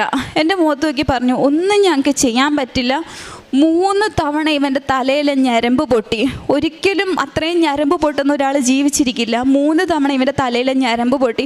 ഞങ്ങൾക്ക് ഒന്നും ചെയ്യാൻ പറ്റില്ല. ആൾ എൻ്റെ അടുത്ത് റിസ്ക് ഫാക്ടറൊക്കെ പറഞ്ഞു, ഇവൻ കോമ സ്റ്റേജിലേക്ക് പോകാം, ഇവന് കാർഡിയക് അറസ്റ്റ് വരാം, ഇവനെ നമുക്ക് തിരിച്ചു കിട്ടില്ല, 1% പോലും ഞങ്ങൾക്ക് പ്രതീക്ഷയില്ല. ഇപ്പം ഇങ്ങനത്തെ ഒരു സ്റ്റേജിലാണെന്നുണ്ടെങ്കിൽ ഇവനെ വെൻറ്റിലേറ്ററിലിട്ടെങ്കിലും നിങ്ങൾക്ക് കുറച്ച് നാൾ ഇവനെ കാണാമെന്ന് പറഞ്ഞു. അപ്പം ഞാൻ പറഞ്ഞു, ഒന്നും ചെയ്യാൻ പറ്റില്ല. അപ്പം ഇല്ല മോളെ, ഞങ്ങൾക്ക് ഒന്നും ചെയ്യാൻ പറ്റില്ല എന്ന് പറഞ്ഞു. എന്നിട്ട് ഞാൻ 4ാമത്തെ നിലയിൽ, ആ ഹോസ്പിറ്റലിൻ്റെ 4ാമത്തെ നിലയിലാണ് ഞാൻ നിൽക്കുന്നത് NICUവിൽ. അവിടെ നിന്ന് നോക്കുമ്പോൾ ഒരു ഒറ്റ പാളിയുള്ള ഒരു ജനൽ മാത്രമേ ഉള്ളൂ, ഒരു മനുഷ്യനില്ല. ഇത് പറഞ്ഞിട്ട് ആൾ ICUവിൻ്റെ ഉള്ളിലേക്ക് ഡോർ അടിച്ചിട്ട് കയറിപ്പോയി. ഒരു മനുഷ്യനില്ല സഹായിക്കാൻ. പൈസ തന്നിട്ടല്ല, ആ ആശുപത്രിയിൽ വേറെ ആരും വന്നാൽ അവർ കേട്ടത്തില്ല. അതുകൊണ്ട് നമ്മൾ നമ്മുടെ ബന്ധക്കാരോടൊക്കെ പറഞ്ഞ് ആരും വരണ്ട, വന്നിട്ട് കാര്യമില്ല എന്ന് പറഞ്ഞു. ഒരാളോട് എനിക്ക് പറയാൻ പറ്റില്ല, കാരണം ഇവൻ ചെറുതായതുകൊണ്ട് എല്ലാവർക്കും ഇവനെ ഭയങ്കര ഇഷ്ടം. അപ്പോൾ ഒരാളോട് പറഞ്ഞ് എല്ലാവരും അറിയും, ആകെ പ്രശ്നമാകും, അമ്മയുടെ ചെവിയിലെത്തും. എനിക്ക് എന്നാ ചെയ്യണമെന്ന് അറിയത്തില്ല. ഞാൻ ആ ജനലിൻ്റെ അവിടെ നിന്ന് ഞാനിങ്ങനെ മുകളിലോട്ട് നോക്കി. എന്നിട്ട് ഞാൻ നെഞ്ചത്തെ കൈ വെച്ചിട്ട് ഞാൻ ഇതുപോലെ പറഞ്ഞു. അപ്പോഴും ഞാൻ ഇതേ പറഞ്ഞുള്ളൂ, മാതാവേ എന്നെ ഒന്ന് സഹായിക്കണേ, ഇത്ര ഞാൻ പറഞ്ഞോളൂ, എന്നെ ഒന്ന് സഹായിക്കണേ എന്ന് പറഞ്ഞു. എന്നിട്ട് ഞാനിതുപോലെ പറഞ്ഞു, നിങ്ങളുടെ ഹിതം എന്താണോ അവനെ എനിക്ക് തരാനാണെങ്കിൽ എനിക്ക് തിരിച്ചതായോ. എൻ്റെ അനിയനായിട്ടല്ല ഞാൻ ചോദിക്കുന്നത്, എൻ്റെ സഹോദരനായിട്ടല്ല ഞാൻ ചോദിക്കുന്നത്, എൻ്റെ അല്ല, നിങ്ങളുടെയാണ്, നിങ്ങളുടെ മകനാണ്. നിങ്ങൾക്ക് വേണമെന്നുണ്ടെങ്കിൽ കൊണ്ടുപോയിക്കോ, ഇല്ലയെന്നുണ്ടെങ്കിൽ എനിക്ക് അവനെ തിരിച്ചതായോ എന്ന് പറഞ്ഞു. ഇതിൽ കൂടുതൽ അവനെ ഇനി വേദനിപ്പിക്കല്ലേ എന്ന് പറഞ്ഞു. എന്നിട്ട് ഈ ഡോക്ടർ ഇല്ലയെന്നുണ്ട് ഞാൻ ഈ വിഷമിച്ച് ലിഫ്റ്റിൽ ഇറങ്ങി താഴോട്ട് പോവാം. താഴെ ചെന്ന് ഈ ഡോറ് തുറക്കുന്നത് മെയിൻ ഡോക്ടറിൻ്റെ മുന്നിലോട്ടാണ്. അപ്പം ഞാൻ ആ ഡോക്ടറിന്, ഡോക്ടറെ എനിക്ക് 1 മിനിറ്റ് ഒന്ന് സംസാരിക്കണമെന്ന്. അപ്പോൾ ആൾ ധൃതിക്ക് പോവുക വേറെ ഏതോ ഓപ്പറേഷൻ്റെ കാര്യത്തിന്. ആൾ എന്നോട് പറഞ്ഞു, മോൾ എൻ്റെ കൂടെ ലിഫ്റ്റിൽ കയറിക്കോളാൻ പറഞ്ഞു. ഞാൻ ലിഫ്റ്റിൽ കയറിയിട്ട് ഞാൻ ആ ലിഫ്റ്റിൽ വെച്ചിട്ട് ഞാൻ ഡോക്ടറോട് പറഞ്ഞു, അന്ന് എനിക്ക് കരച്ചിൽ വന്നില്ല, എനിക്ക് സങ്കടം വന്നില്ല, എനിക്ക് എവിടെ നിന്ന് ഇത്രയും ധൈര്യം വന്നു എന്ന് എനിക്ക് ഇപ്പോഴും അറിയത്തില്ല. ഞാൻ ആ ഡോക്ടറോട് പറഞ്ഞു, ഡോക്ടറെ എൻ്റെ അനിയനാണിത്, ആള് എൻ്റെ അനിയനാണ്, അപ്പം അടുത്ത എന്താ. അപ്പോൾ ഡോക്ടർ എൻ്റെ അടുത്ത് മുഖത്ത് നോക്കി പറഞ്ഞു, ഇല്ല ഇനി ചെയ്യാൻ പറ്റില്ല എന്ന് പറഞ്ഞു. ഡോക്ടേഴ്സാണ്, അപ്പോൾ അവരിതുപോലത്തെ ഒരുപാട് കേസ് കണ്ട് അവർക്ക് മരച്ചിരിക്കുന്നവർ, അവരൊന്നും ഇല്ല ചെയ്യാൻ പറ്റില്ല എന്ന് പറഞ്ഞു. ഞാൻ പറഞ്ഞു ചെയ്യണം എന്ന് പറഞ്ഞു. അപ്പോൾ പറഞ്ഞു, ഇല്ലടോ ഞങ്ങൾക്ക് അങ്ങനെ ചെയ്യാൻ പറ്റില്ല, കാരണം ഇത്രയും റിസ്ക് ഉള്ള ഒരു കാര്യം ഞങ്ങൾ ചെയ്തിട്ട് നാളെ എന്തെങ്കിലും സംഭവിച്ചു പോയാൽ നിങ്ങൾ ഞങ്ങളെ കുറ്റപ്പെടുത്തും എന്ന് പറഞ്ഞു. ഞാൻ പറഞ്ഞു ഒരിക്കലും ഇല്ല, എൻ്റെ അനിയൻ്റെ കണ്ടീഷൻ എന്താണെന്നുള്ളത് എനിക്ക് വ്യക്തമായിട്ട് അറിയാം, ഒരിക്കലും ഞങ്ങൾ കുറ്റപ്പെടുത്തില്ല എന്ന് പറഞ്ഞു. അപ്പോൾ ഡോക്ടർ അന്ന് എന്നെ കണ്ടപ്പോൾ ഇതിലും ചെറുതാ, അന്ന് എൻ്റെ അടുത്ത് പറഞ്ഞു, അത് മോളെപ്പോലെ ഒരു കുഞ്ഞുകുട്ടി വന്ന് പറഞ്ഞു കഴിഞ്ഞാൽ ഞങ്ങൾക്ക് ചെയ്യാൻ പറ്റത്തില്ല, വലിയ ആൾക്കാരെ വിളിക്കാൻ പറഞ്ഞു. അപ്പം ഞാൻ പറഞ്ഞു, ഡോക്ടറെ എനിക്ക് ഇത്ര വയസ്സുണ്ട്, ഞാനൊരു ടീച്ചറാണ്, ഇവൻ്റെ കാര്യങ്ങളൊക്കെ ടേക്ക് കെയർ ചെയ്യുന്നത് ഞാനാ പറയണം ചെയ്യണം എന്ന് പറഞ്ഞു. അപ്പോഴും ആൾ എൻ്റെ അടുത്ത് പറഞ്ഞു, ഞാനൊന്ന് ആലോചിക്കട്ടെ, ഒട്ടും ചാൻസ് ഇല്ല എന്ന് പറഞ്ഞാൽ ആൾ കയറിപ്പോയി. അപ്പോഴും എൻ്റെ പ്രതീക്ഷ എൻ്റെ കയ്യിൽ നിന്ന് പോയി. ഞാൻ മനസ്സിൽ എൻ്റെ ഓടിക്കൊണ്ടിരിക്കുന്നത് ഒരേ ഒരു വചനം, ഭയപ്പെടേണ്ട ഞാൻ കൂടെയുണ്ട്. എന്നെ ഇത്രയും നിലനിർത്തിയൊരു വചനം, ഇത് പോകുന്നുണ്ട് അതിൻ്റെ കൂടെ. അത് ഞാൻ പറയുകയല്ലേ, എൻ്റെ മനസ്സിൽ കൂടെ ഓടുക. എന്നിട്ട് ഞാൻ ഇതുപോലെ പ്രാർത്ഥിച്ചു, മാതാവേ എനിക്ക് വേണ്ടിയിട്ട് ഒന്ന് സഹായിക്കണം, എനിക്ക് മധ്യസ്ഥം നിൽക്കണം എന്നുള്ള രീതിക്ക് ഞാൻ പ്രാർത്ഥിച്ചുകൊണ്ടിരുന്നു. എന്നിട്ട് താഴെ എത്തി, പ്രതീക്ഷ കൈവിട്ട് പോവുക. റോഡിൻ്റെ അപ്പുറത്ത് എൻ്റെ അപ്പനും അമ്മയും വണ്ടിയിൽ, ഞങ്ങളുടെ കാറിൻ്റെ ഫ്രണ്ടിൽ എന്താണെന്ന് ഉള്ളത് നോക്കാനായിട്ട് നിൽക്കുക. എനിക്ക് അവരോട് ചെന്നിട്ട് പറയാനായിട്ട് പറ്റത്തില്ല, ഇങ്ങനത്തെ കണ്ടീഷനാണ്, അവർ കൈ ഒഴിഞ്ഞു എന്ന് പറയാൻ പറ്റത്തില്ല. ഞാൻ കണ്ണടച്ച് ഇങ്ങനെ പോവാ ഫ്രണ്ടിലോട്ട്. ഞാൻ ആ റോഡ് ക്ലോസ് ചെയ്ത് അപ്പുറത്ത് പോണേക്ക് മുന്നേ നമ്മുടെ മൊബൈൽ നമ്പറും പേരും അവിടെ കൊടുക്കും. ആ ഡോക്ടർ എൻ്റെ മൊബൈലിലേക്ക് വിളിച്ചിട്ട് പറഞ്ഞു, ബിൻസി എത്രയും പെട്ടെന്ന് NICUലേക്ക് വരാൻ പറഞ്ഞു. ആ വന്ന അതേ സ്പീഡ് തിരിച്ച് കയറിപ്പോയപ്പോൾ ഡോക്ടർ എൻ്റെ അടുത്ത് ഇങ്ങനെ പറഞ്ഞു, ഞങ്ങൾ ചെയ്യുന്നതിന് പ്രശ്നമില്ല, ഞങ്ങൾ ചെയ്യാം, പക്ഷേ ഇതിൻ്റെ റിസ്ക് ഫാക്ടർ ഇങ്ങനെയൊക്കെയാണ്, ഞങ്ങൾക്ക് 1% പോലും ചാൻസ് ഇല്ല, ഈ ഒരു വ്യക്തിനെ ഞങ്ങൾക്ക് തിരിച്ചു തരാൻ പറ്റുന്ന 1% പോലും ചാൻസ് ഇല്ല. ഞാൻ പറഞ്ഞു ഒരു കുഴപ്പമില്ല, അവൻ അനുഭവിക്കാവുന്നതിൻ്റെ അങ്ങേയറ്റം അവൻ അനുഭവിച്ചു, അപ്പോൾ ഇനിയിപ്പോൾ എന്തായാലും കുഴപ്പമില്ല ഡോക്ടറെ എന്ന് പറഞ്ഞു. അപ്പോൾ ഡോക്ടറിൻ്റെ അടുത്ത് എന്നാൽ അച്ഛനെയും അമ്മയും വിളിച്ചോളാൻ, അതായത് ഇവനെ അവസാനമായിട്ടെങ്കിലും കാണാൻ വേണ്ടിയിട്ട് അച്ഛനെയും അമ്മേനെയും വിളിച്ചോളാൻ പറഞ്ഞു. ഞാൻ പറഞ്ഞു ഒരാളെയും വിളിക്കേണ്ട എന്ന് പറഞ്ഞു, ഒരാളെയും വിളിക്കേണ്ട, അപ്പനെയും വിളിക്കേണ്ട, അമ്മേനെയും വിളിക്കേണ്ട, ആരെയും വിളിക്കേണ്ട. കാരണം എങ്ങനെ എനിക്ക് ശക്തി കിട്ടിയെന്ന് അറിയത്തില്ല, ഉള്ളിൽ എന്തോ ഒരു ആരോ ഇരുന്ന് പറയുന്നത് പോലെ, പേടിക്കേണ്ട അവൻ തിരിച്ചു വരും എന്നുള്ള ഒരു ഇത്. ഞാനപ്പം ഡോക്ടറോട് പറഞ്ഞു, ഡോക്ടറെ ഇവനെ ജീവനോടെയാണ് എൻ്റെ അപ്പനും അമ്മയും കണ്ടിട്ട് താഴെ നിൽക്കുന്നത്, അവരുടെ മനസ്സിൽ ആ ഒരു രൂപം മതി എന്ന് പറഞ്ഞു. എന്നിട്ട് ഡോക്ടർ എൻ്റെ അടുത്ത് പിന്നെയും എടുത്ത് ചോദിച്ചു, ഒന്നുകൂടി ചിന്തിച്ചൂടെ എന്ന് ചോദിച്ചു. കാരണം ചിലപ്പോൾ ഡോക്ടറിന് എന്നോട് ദേഷ്യം വന്ന് തോന്നിയിട്ടുണ്ടാവാം ഞാൻ അങ്ങനത്തെ ഒരു തീരുമാനം എടുത്തതിന്. ഞാൻ പറഞ്ഞു വേണ്ട, ഒരാളെയും വിളിക്കേണ്ട എന്ന് പറഞ്ഞു. അപ്പോൾ ഡോക്ടർ ഒന്ന് സൈൻ ചെയ്ത് തരണം, കുറേ പേപ്പേഴ്സ് കൊണ്ടുവന്ന് ആ പേപ്പേഴ്സിലെല്ലാം സൈൻ ചെയ്ത് കൊടുത്തു. എൻ്റെ ഡോക്ടർ എന്നോട് ചോദിച്ചു, അനിയനെ ഒന്ന് കാണുന്നു എന്ന് ചോദിച്ചു. അത് അവസാനത്തെ കാഴ്ച പോലെയാണ് എൻ്റെ അടുത്ത് ചോദിക്കുന്നത്. ഞാൻ കയറി NICUവിൽ അവരുടെ ഡ്രസ്സും കാര്യങ്ങളും ഒക്കെ ഇട്ട് ഞാൻ കയറ്റി കഴിഞ്ഞപ്പോൾ ഞാൻ അവരോട് ചോദിച്ചു, ഞാൻ ഇവനെ ഒന്ന് തൊട്ടോട്ടെ എന്ന് ചോദിച്ചു. കാരണം ഇവനെ ഓപ്പറേഷനായിട്ട് റെഡിയാക്കി അവർ കിടത്തിയേക്കാം. ഞാനൊന്ന് തൊട്ടോട്ടെ എന്ന് ചോദിച്ചു. അവർ തന്നെ തൊട്ടോളാൻ പറഞ്ഞു. ഞാൻ ഇവൻ്റെ കയ്യിൽ മാതാവിൻ്റെ രൂപമുള്ള നമ്മുടെ ലോക്കറ്റ് കൊടുത്തു. ഞാൻ കൊടുത്ത വഴിക്ക് ഇവൻ അതെടുത്ത് എറിഞ്ഞപ്പോൾ ഞാനത് പോയി ഓടിയെടുത്തിട്ട് ഞാൻ എൻ്റെ മനസ്സിൽ പറഞ്ഞു, മാതാവേ അവൻ എന്തുവാ ചെയ്യുന്നതെന്ന് അവൻ അറിയത്തില്ല, അവന് ഒരു ബോധവും ഇല്ല, അവനോട് ക്ഷമിക്കണേന്ന് പറഞ്ഞു. ആ പറഞ്ഞ വ്യക്തി അതുവരെ ഒരു അനക്കമോ ചലനമോ ഒന്നും ഇല്ലാതിരുന്ന ആൾ ആ ലോക്കറ്റ് എന്നോട് ചോദിച്ചു, അത് തരാൻ പറഞ്ഞു. എന്നോട് പറഞ്ഞു അതിങ്ങി താന്ന് പറഞ്ഞു. എന്നിട്ട് ഞാനിവൻ്റെ കയ്യിൽ കൊടുത്തു. അപ്പോൾ അടുത്ത് നിന്ന നേഴ്സ് എന്നോട് പറഞ്ഞു, ആളുടെ പെങ്ങൾ വന്നാലേ സംസാരിക്കാൻ പറ്റുള്ളൂ എന്ന് ചോദിച്ചു. എന്നിട്ട് ഞാൻ ഇവൻ്റെ ചെവിയിൽ ഞാൻ പറഞ്ഞു, അപ്പം നമ്മളെ അവിടെ ഇരുത്തത്തില്ല. അപ്പോൾ ഇവൻ കിടക്കണേൻ്റെ നേരെ ഫ്രണ്ടിലാണ് NICUവിൻ്റെ ഡോർ. ഞാൻ ഇവനോട് പൂർണ്ണ വിശ്വാസത്തിൽ, ഞാൻ എൻ്റെ മാതാവിനെയും ഈശോനെയും പൂർണ്ണ വിശ്വാസത്തിൽ ഞാൻ ഇങ്ങനെ പറഞ്ഞു, മോൻ പോയിട്ട് തിരിച്ചു വാ, ചേച്ചി ആ ഡോറിൻ്റെ പുറകിലുണ്ടാവും എന്ന് പറഞ്ഞു. ആ ഡോറിൻ്റെ അപ്പുറത്ത് ചേച്ചി ഇരിക്കാം, മോൻ ഇപ്പോൾ പോയിട്ട് അതുപോലെ മോൻ തിരിച്ച് വരണം എന്ന് പറഞ്ഞു. അപ്പോൾ ഇവൻ എന്നോട് ഇത്രേ പറഞ്ഞല്ലോ, വരാം എന്നുള്ള അർത്ഥത്തിൽ എന്ന് പറഞ്ഞു. പക്ഷെ അവിടെ നമ്മൾ ഇരുത്തത്തില്ല. ഞാൻ ഇറങ്ങി താഴെ ചെന്നു. അപ്പോൾ ഇവനെ ഓപ്പറേഷന് കയറ്റി. ഞാൻ ഇറങ്ങി താഴെ ചെന്ന സമയത്ത് എൻ്റെ അപ്പനും അമ്മയും എൻ്റെ കുടുംബക്കാരും മൊത്തം ആശുപത്രിയിലുണ്ട്. എങ്ങനെ അവരവിടെ എത്തിയെന്നറിയില്ല. എല്ലാവരും പറഞ്ഞ തലേ ദിവസം എന്തോ അവർക്കൊക്കെ ഇങ്ങനെ ഒരു വിഷമം പോലെ ഇതായി.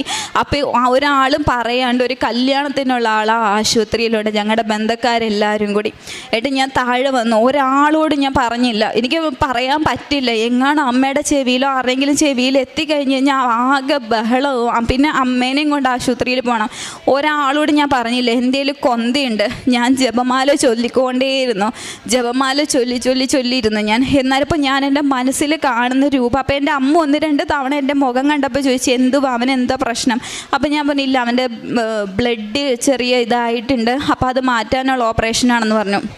എന്നുവെച്ചാൽ ഞാൻ ഇവനെ താഴെ വന്നേച്ച് ഞാനിങ്ങനെ പ്രാർത്ഥിച്ചുകൊണ്ടിരുന്നപ്പോൾ ഞാൻ എൻ്റെ മനസ്സിൽ കാണുന്ന രൂപം, മാതാവ് റൈറ്റ് സൈഡിൽ, ഇവൻ്റെ ഓപ്പറേഷൻ താഴെ നടന്നുകൊണ്ടിരിക്കുക, മാതാവ് റൈറ്റ് സൈഡിലും ലെഫ്റ്റ് സൈഡിൽ ഈശോയും. അപ്പോൾ എന്നെ നോക്കി ഇങ്ങനെ ചിരിക്കുമോ ഇവർ. ഈ രൂപമാണ് ഞാൻ കാണുന്നത്. അപ്പം ഒരു സൈഡിൽ എനിക്ക് മനസ്സിലാവുന്നില്ല ഇതെന്തുവാന്ന്. അപ്പം ഞാനോർക്ക്, ദൈവമേ, ഇവരിനി ഇവനെ കൊണ്ടുപോകാനായിട്ട് വന്നതാണോ? ഇവനെ ഇനി കൊണ്ടുപോകാൻ വന്നതാണോ? അപ്പുറത്തെ സൈഡിൽ ഞാൻ ഇനി ഇവനെ എനിക്ക് തിരിച്ചു തരാനാണോ? എന്നതാണെന്ന് എനിക്ക് മനസ്സിലാവുന്നില്ലല്ലോ എന്ന് പറഞ്ഞു. എന്നുവെച്ചാൽ അത് കഴിഞ്ഞിട്ട് രാവിലെ 8:45 ഇവൻ്റെ ഓപ്പറേഷന് കയറ്റി. വൈകുന്നേരം 3:45 ആ ഡോക്ടർ എൻ്റെ മൊബൈലിൽ വിളിച്ചു. എൻ്റെ മൊബൈലിൽ വിളിച്ചിട്ട് പറഞ്ഞു, ബിൻസി കയറി വരാൻ പറഞ്ഞു. ജീവനില്ലാത്തൊരു ശവം പോലെയാണ് ഞാൻ കയറിപ്പോകുന്നത്. കാരണം ഈ ഡോക്ടർ ഇനി എന്തോ പറയുന്നതെന്ന് എനിക്കറിയത്തില്ല. അത് വന്ന് എൻ്റെ വീട്ടുകാരോട് പറയണം. എങ്ങാണ് ഇവൻ എന്തെങ്കിലും സംഭവിച്ചു പോയി കഴിഞ്ഞ് കഴിഞ്ഞാൽ എന്നോട് എല്ലാവരും ചോദിക്കും എന്തുകൊണ്ട് പറഞ്ഞില്ല എന്നുള്ളത്. ഇതൊക്കെ മനസ്സിൽ പോകുന്നുണ്ട്. എങ്കിലും ഉള്ളിൻ്റെ ഉള്ളിൽ നീ ഭയപ്പെടേണ്ട, ഞാൻ നിൻ്റെ കൂടെ ഉണ്ടെന്നുള്ള വചനം എൻ്റെ തലയിൽ മുഴങ്ങിക്കൊണ്ടേയിരുന്നു. ഞാൻ മോളിൽ ചെന്ന സമയത്ത് ആദ്യം ഈ ഡോക്ടർ ആ ഓപ്പറേഷൻ കഴിഞ്ഞിട്ടുള്ള ആളുടെ ഒരു ഡ്രസ്സിലാണ് ആൾ NICU, പകുതി ഉടലും മാത്രമേ ഉള്ളൂ വെളിയിൽ, ബാക്കി NICUവിനകത്താണ്. ആളെന്നോട് ഇതുപോലെ ചോദിച്ചു, ചിരിച്ചുകൊണ്ടാണ് നിൽക്കുന്നത്. അത് കണ്ടപ്പോൾ എനിക്ക് ജീവൻ വീണു. അപ്പോൾ എനിക്ക് മനസ്സിലായി, ദൈവമേ വലിയ കുഴപ്പമില്ല. എന്നുവെച്ചാൽ ഞാനാണെന്നുണ്ടെങ്കിൽ ഡോക്ടർ ഞാൻ ചെന്ന വഴിക്ക് എൻ്റെ തോളിൽ ഇങ്ങനെ തട്ടിയേച്ച് എന്നോട് പറഞ്ഞു, താൻ എടുത്തൊരു ഡിസിഷൻ നല്ലൊരു ഡിസിഷനായിരുന്നു, കാരണം ഞങ്ങൾ പോലും ഭയപ്പെട്ടു പോയി എന്ന് പറഞ്ഞു. അവിടെ സത്യമായിട്ട് എന്താ ഡോക്ടർ എന്നോട് ഇന്നേ വരെ എനിക്ക് തോന്നുന്നു ആ ഹോസ്പിറ്റലിൻ്റെ ചരിത്രത്തിൽ ഓപ്പറേഷൻ കഴിഞ്ഞ ഒരാളെ കാണാനായിട്ട് കയറ്റിയിട്ടില്ല. എൻ്റെ അടുത്ത് ചോദിച്ചു, കാണുന്നു അനിയനെ ഒന്ന് കാണുമോയെന്ന് ചോദിച്ചു. ഞാൻ പറഞ്ഞു എനിക്കൊന്ന് കണ്ടാൽ കൊള്ളാം എന്ന് പറഞ്ഞു. നിർബന്ധം പിടിച്ചില്ല. ഞാൻ പറഞ്ഞു എനിക്കൊന്ന് കണ്ടാൽ കൊള്ളാം എന്ന് പറഞ്ഞു. അപ്പോൾ ഇവരെ സാനിറ്റൈസറും വേറെ കുറേ സാധനങ്ങളും ഡ്രസ്സും ഒക്കെ ഇട്ട് ഞാൻ കയറിയിട്ട് ഞാൻ കാണുന്ന രൂപം വെൻറ്റിലേറ്ററിലാണ് എൻ്റെ അനിയൻ.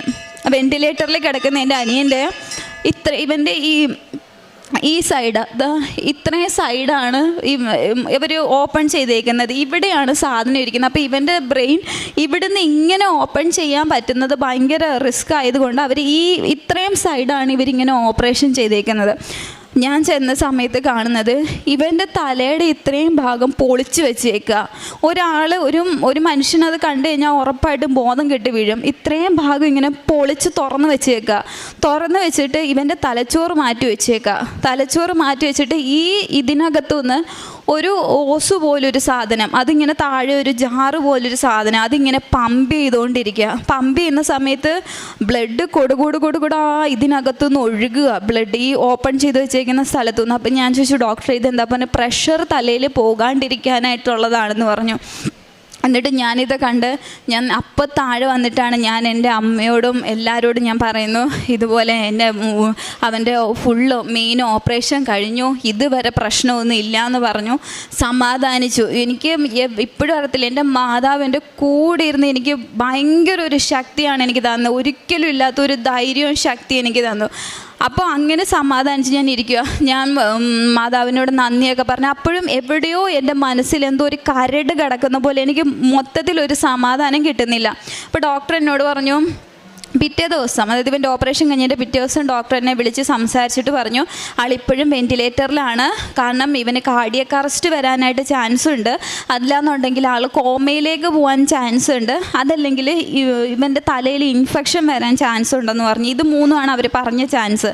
അപ്പം നമ്മളിങ്ങനെ പ്രാർത്ഥിച്ചുകൊണ്ടേ ഇരിക്കുക, ദൈവമേ വേറൊന്നും വരല്ലേ എന്നുള്ളത്. മൂന്നാമത്തെ ദിവസം ആയപ്പോഴത്തേക്കിന് ഇവൻ കംപ്ലീറ്റ് ആയിട്ട് ഇവൻ്റെ മൈൻഡ് ഫുള്ള് പോയി. അപ്പം ചെക്ക് ചെയ്താൽ പറയണം, ഈ ഓപ്പറേഷൻ ചെയ്ത സൈഡ് ഇൻഫെക്ഷനായിട്ട് മെനിഞ്ചറ്റിസ് എന്ന് പറയുന്ന ഒരു അസുഖമായിട്ട് അത് മാറി ഇവന്.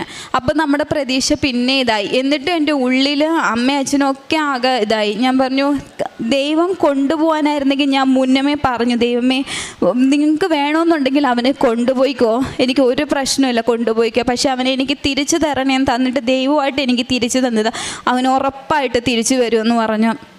അതുപോലെ കറക്റ്റ് ഒരാഴ്ച അവന് കിടന്നു, അതിൻ്റെ ചികിത്സയും കാര്യങ്ങളും ഒക്കെയായി. ഒരാഴ്ച കഴിഞ്ഞപ്പോൾ വിട്ടു. ഇപ്പോൾ അവന് ഏകദേശം ഫെബ്രുവരിയിലായിരുന്നു അവൻ്റെ ഓപ്പറേഷൻ, ഫെബ്രുവരി ആദ്യ ആഴ്ചയിലാണ് ഓപ്പറേഷൻ. അത് കഴിഞ്ഞിട്ട് അവൻ്റെ ഈ കാഴ്ച പോയ കണ്ണിൻ്റെ കാഴ്ച എൻ്റെ മാതാവ് എനിക്ക് അവന് തിരിച്ചു കൊടുത്തു. കേൾക്കാത്ത അവൻ്റെ ചെവിയുടെ കേൾവി അവന് തിരിച്ചു കൊടുത്തു. അനങ്ങാത്ത അവൻ്റെ കൈ, ആ കൈ ഒന്ന് പൊക്കി കാണിച്ച്, ഈ കൈ അവൻ അനങ്ങത്തില്ലായിരുന്നു, ഈ കൈ മാതാവൻ തിരിച്ചു കൊടുത്തു. ഇതുപോലെ നിൽക്കില്ല. ഞാനും എൻ്റെ അപ്പനും കൂടെ വെയിറ്റ് ഉണ്ട് ആൾക്ക്, ഞാനും എൻ്റെ അപ്പനും കൂടിയാണ്. അപ്പം ഇവനെ കാലിങ്ങനെ പിണഞ്ഞു പോയി രണ്ടായിട്ട്. നമുക്ക് ഇവനൊന്ന് ബാത്റൂമിൽ കൊണ്ടുപോകാനോ എന്തെങ്കിലും ഒരു ആവശ്യത്തിന് കൊണ്ടുപോകണമെന്നൊക്കെ ഞങ്ങളിങ്ങനെ പിടിക്കുക. ഞാനൊരു സൈഡിൽ പിടിക്കും, അപ്പനൊരു സൈഡിൽ പിടിക്കും. ആ ഒരു അവസ്ഥയിൽ നിന്നൊക്കെ എൻ്റെ ദൈവം ഇത്രത്തോളം അവന് വിടുതൽ കൊടുത്തു. ആത്മാർത്ഥമായിട്ട് പ്രാർത്ഥിച്ചു കഴിഞ്ഞാൽ ഉറപ്പായിട്ടും, ഒരിക്കലും ഞാൻ പ്രതീക്ഷിച്ചതല്ല എൻ്റെ അനിയനെ ഇങ്ങനെ കിട്ടുമെന്ന്. ഞാൻ നിങ്ങളൊരു വീഡിയോ കാണിച്ചു തരാം, അത് കണ്ടാൽ നിങ്ങൾക്ക് വ്യക്തമായിട്ട് മനസ്സിലാവും. ഇതായിരുന്നു എൻ്റെ അനിയൻ്റെ അവസ്ഥ.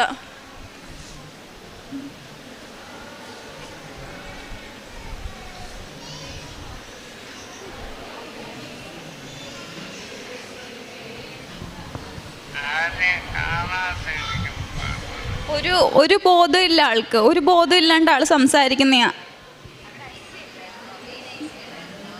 എന്തെങ്കിലും അവനൊന്ന് മിണ്ടി കിട്ടാനായിട്ട് ഞാൻ സംസാരിക്കുന്ന അവനോട്. ഇതായിരുന്നു ഇവൻ്റെ അവസ്ഥ. ഈ അവസ്ഥയിൽ നിന്നാണ് എൻ്റെ മാതാവ് എനിക്ക് ഇവനെ ഇത്രത്തോളം തിരിച്ചു തന്നത്. അതിൻ്റെ ഏറ്റവും വലിയെന്ന് പറഞ്ഞാൽ എൻ്റെ ജീവിതത്തിൽ എനിക്ക് ഒരിക്കലും മറക്കാൻ പറ്റാത്ത ഇവൻ്റെ അനുഭവം ഞാൻ ഒരുപാട് പേരോട് പറഞ്ഞു. ഒരുപാട് പേര്, ഞാൻ ബസ്സിൽ പോയാലും ഞാൻ പറയും, ഞാൻ അന്ന് ആശുപത്രി ഇരുന്നവരോട് പറഞ്ഞു, എൻ്റെ ചേച്ചി, എൻ്റെ കസിൻസ്, എവിടെ പറയാനും എനിക്ക് ഒരു നാണും എനിക്ക് തോന്നാറില്ല. കാരണം അറിയണം, ആൾക്കാരറിയണം ഇങ്ങനെ അത്ഭുതങ്ങൾ നടക്കുന്നുണ്ടെന്ന് മനുഷ്യരറിയണം. പിന്നെ അതുപോലെ എൻ്റെ രണ്ടാമത്തെ അനുഭവം എന്ന് പറഞ്ഞു കഴിഞ്ഞാൽ, എൻ്റെ കല്യാണം, ഇവൻ്റെ അസുഖത്തിൻ്റെ സമയത്താണ് എൻ്റെ കല്യാണം നിശ്ചയിച്ചിരുന്നത്. അപ്പം എനിക്കന്ന് മനസ്സിൽ കല്യാണം ഇല്ല, എനിക്ക് ഇവനെ എങ്ങനെയെങ്കിലും ഒന്നും ഉള്ളതൊക്കെ വിറ്റ് പെറുക്കിയിട്ടാണെങ്കിലും എനിക്ക്, കാരണം ആ സമയത്ത് പൈസയ്ക്ക് പേപ്പറിൻ്റെ വിലയായിപ്പോയി.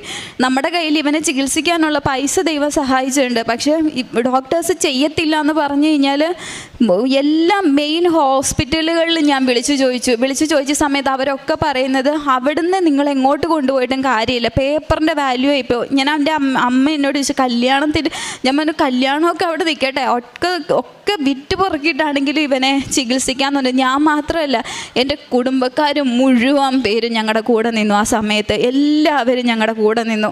എന്നുവെച്ച് എൻ്റെ കല്യാണത്തിൻ്റെ ആവശ്യം വന്ന സമയത്ത് ഞാനിതുപോലെ എൻ്റെ ഇതിനകത്ത് ആവശ്യങ്ങളിൽ ഞാൻ എഴുതി വെച്ചിട്ടുണ്ടായിരുന്നു. ഞാൻ ഇങ്ങനെയാണ് എഴുതി വെച്ചത്, എനിക്ക് അനുയോജ്യപ്പെട്ടതാണെങ്കിൽ എൻ്റെ മാതാവേ മധ്യസ്ഥൻ നിന്ന് ഇതെനിക്ക് നടത്തി തരണേന്നാണ് ഞാൻ എഴുതിയത്. അല്ലാതെ എനിക്ക് തരണം എന്ന് ഞാൻ ഒന്നും എഴുതിയിട്ടില്ല.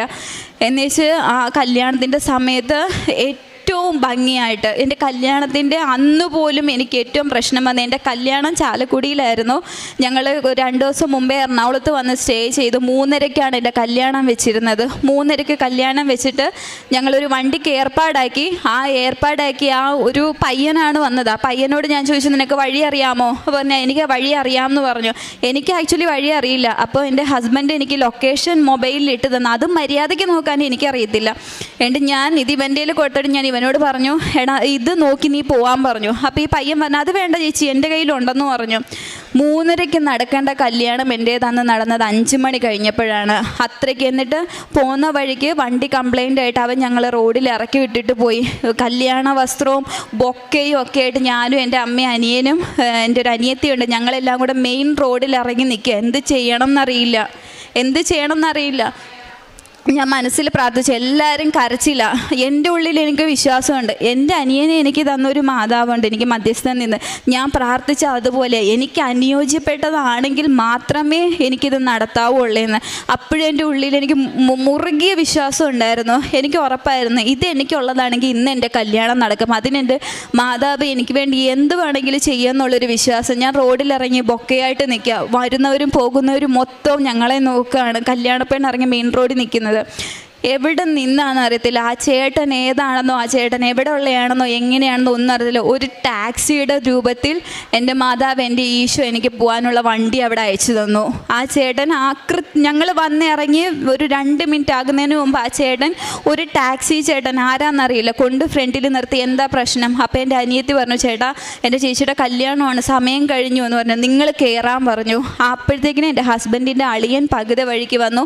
അവിടെ കൊണ്ടിറക്കി. ഞങ്ങൾ കൊടുത്ത പൈസ പോലും ആൾ വാങ്ങുന്നില്ല. ആൾ എവിടെ നിന്ന് വന്നു, ഏതുവഴി പോയി, എങ്ങനെ പോയി എന്ന് എനിക്കറിയില്ല. ഒരു നല്ലൊരു മനുഷ്യൻ, നല്ലൊരു ചേട്ടൻ, അതും മാതാവായിട്ട് കൊണ്ടെത്തിച്ചതാണെന്ന് ഞാൻ വിശ്വസിക്കുന്നു. അതുപോലെ എൻ്റെ അടുത്ത ഞാൻ എഴുതി വെച്ചിരുന്നതെന്ന് പറഞ്ഞു കഴിഞ്ഞാൽ, എൻ്റെ അപ്പൻ എല്ലാ ദിവസവും പള്ളിയിൽ പോകത്തില്ലായിരുന്നു.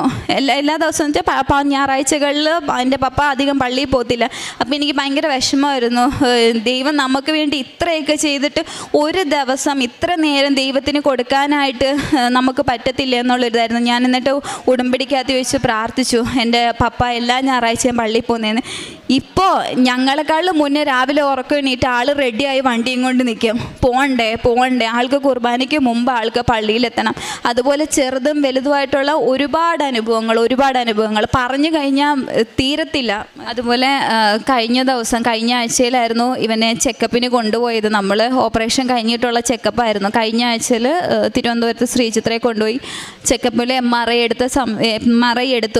എടുത്ത സമയത്ത് യാതൊരു പ്രശ്നങ്ങളും ഇവനില്ലാന്ന് ആ ഒരു MRIയിൽ നമ്മൾ കണ്ടു. അതുപോലെ ഇവൻ ജോലി ചെയ്തുകൊണ്ടിരുന്ന സ്ഥലത്ത് ഇവനെ വയ്യാണ്ടായി നമ്മൾ എക്സിറ്റ് അടിച്ച് കൊണ്ടുപോയത്. അപ്പോൾ അതുപോലെ ഒരു കമ്പനിയിൽ നമുക്ക് ജോലി പിന്നെയും കിട്ടുക എന്ന് പറഞ്ഞാൽ ഭയങ്കര ബുദ്ധിമുട്ടാണ്. അവൻ്റെ കമ്പനിയിൽ നിന്ന് അവനെ വിളിച്ചിട്ട് പറഞ്ഞു, അവൻ്റെ കൈ ശരിയായി കഴിയുമ്പോഴത്തേക്കിന് അവന് തിരിച്ച് കയറി വന്നു കഴിഞ്ഞാൽ അതിലും ബെറ്റർ ആയിട്ടുള്ളൊരു ജോലി വരെ അവന് കൊടുത്തു. ഇത്രയും എനിക്ക് വേണ്ടി ചെയ്തു തന്നെ ഇതെൻ്റെ അനിയനാ. ഇവനെ എനിക്ക് തിരിച്ചു തന്ന മാതാവിന് ഈശോയ്ക്ക് 1000 നന്ദി. പരിശുദ്ധ അമ്മയുടെ മധ്യസ്ഥതയിൽ ഈ അൾത്താരയിൽ സഹോദരങ്ങൾ ഒരുമിച്ച് വന്ന് ഒരുപാട് സാക്ഷ്യങ്ങൾ പറഞ്ഞിട്ടുണ്ടെങ്കിൽ ആ സാക്ഷ്യത്തിൽ ഏറ്റവും ഹൃദയത്തിൽ തട്ടിയിട്ടുള്ളൊരു സാക്ഷ്യം കേൾക്കുവാനായിട്ട് ദൈവം ഇടവരുത്തി എന്നുള്ളതാണ്.